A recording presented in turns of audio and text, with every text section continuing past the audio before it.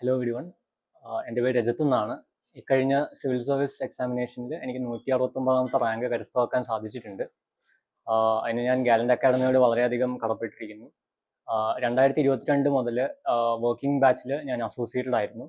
അല്ലാതെ എന്നെ ഏറ്റവും അധികം സഹായിച്ച അതിനകത്ത് ജസ്റ്റിൻ സാറാണ്. കാര്യം ഞാൻ വർക്കിംഗ് ആയതുകൊണ്ട് എനിക്ക് വളരെയധികം സമയത്തിൻ്റെ ഒരു പരിമിതി ഉണ്ടായിരുന്നു.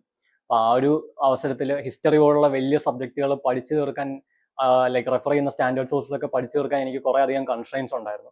അപ്പോൾ ആ ഒരു സമയത്താണ് സാറിനെ ഞാൻ കോൺടാക്ട് ചെയ്യുന്നത്, ഗാലന്റിൻ്റെ ഒരു സ്കോളർഷിപ്പ് എക്സാം എഴുതുന്നത്.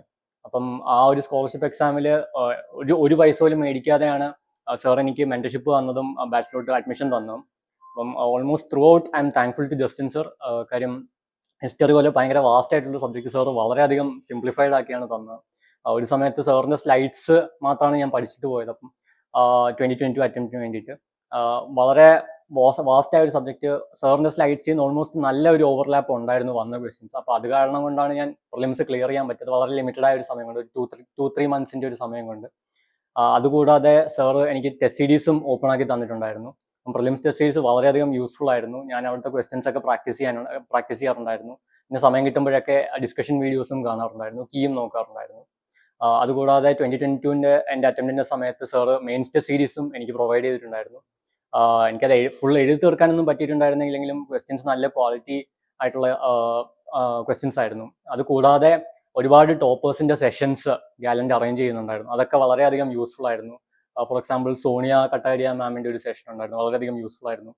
പിന്നെ ഇൻഫർമേഷൻ സർവീസിലുള്ള PIBയിൽ തന്നെ വർക്ക് ചെയ്യുന്ന ഓഫീസേഴ്സിൻ്റെ സെഷൻ ഉണ്ടായിരുന്നു മെയിൻസിൻ്റെ സമയത്ത്. അവയൊക്കെ വളരെയധികം യൂസ്ഫുൾ ആയിരുന്നു. അതുകൂടാതെ 23 എൻ്റെ ഇൻ്റർവ്യൂവിൻ്റെ സമയത്തും ഗാലന്റ് ഹെൽപ്പ് തന്നിരുന്നു. കാര്യം 1-on-1 സെഷൻസ് ഞാൻ ഒരുപാട് കഴിഞ്ഞ വർഷം എടുത്തിട്ടുണ്ടായിരുന്നു. അപ്പോൾ അത് സ്പിയർഹെഡ് ചെയ്തത് ജസ്റ്റിൻ സാറും അഖിൽ സാറും ഒക്കെയാണ്. ആ ഒരു സമയത്ത് ഗൂഗിൾ സാറും അസോസിയേറ്റഡ് ആയിരുന്നു അക്കാഡമിയായിട്ട്. അപ്പോൾ ഇവരുടെയൊക്കെ ഫീഡ്ബാക്ക് കഴിഞ്ഞ വർഷത്തെ എൻ്റെ ഇൻ്റർവ്യൂവിൻ്റെ പെർഫോമൻസ് വളരെയധികം സപ്പോർട്ട് ചെയ്തിട്ടുണ്ട്. അപ്പം overall I am very thankful to the academy. And എൻ്റെ ഈ ഒരു റാങ്കിൽ വളരെയധികം പങ്കുവഹിച്ച ജസ്റ്റിൻ സാറും അക്കാഡമിയാണ്. അപ്പം I am so thankful to the academy and Justin sir. Thank you so much.